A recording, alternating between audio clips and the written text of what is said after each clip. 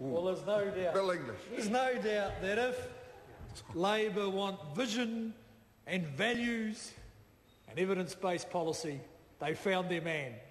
There's no doubt about that. I can just hear that speech about equality rolling off his lips at the next Labor Party meeting up and down the country, where three of them get in a phone box and there isn't quite enough room for the finance spokesman.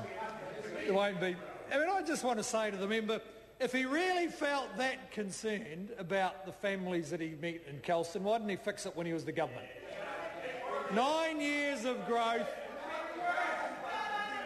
huge increases in the housing budget, endless rhetoric about caring about everybody, and the end result of almost a decade of Labor in power is he's finally found the homeless families in his electorate. After 9 years in power, he's finally found those homeless families.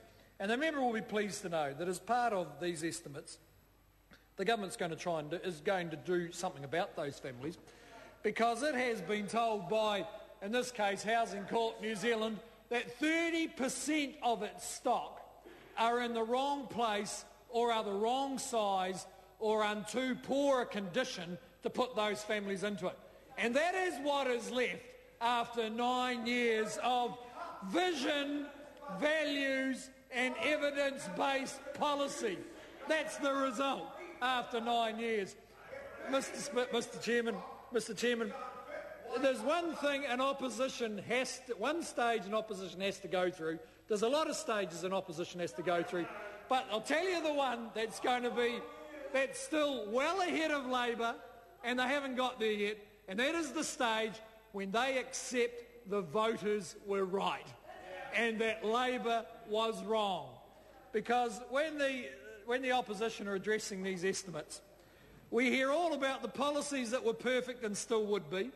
No doubt the Prime Minister that was perfect and still would be if she'd been in this chair during the estimates. They want her back. Well, of course they do. Well, they don't need her back because she's busy texting from New York to tell... No, that's right. They found their man today. But they have to admit that the voters were right and they were wrong.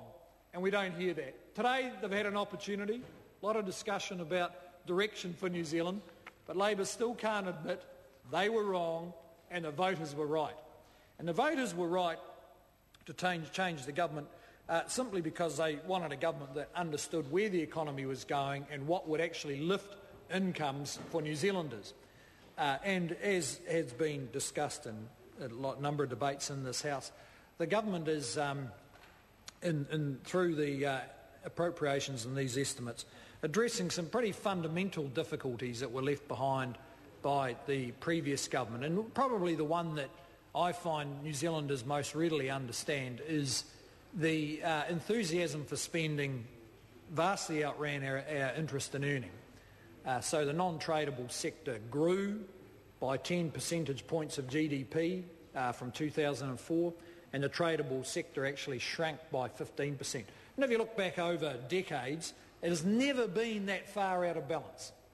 We've never become that blind to the need to earn a living from the world so you can pay for the children who don't have shoes or who are living in a garage. And if you don't, as they're finding out in other countries where debt has got out of control, where they lost their interest in living within their means, the results are going to be pretty harsh. If you're in the UK or the US, you're seeing the complete shutdown of public services.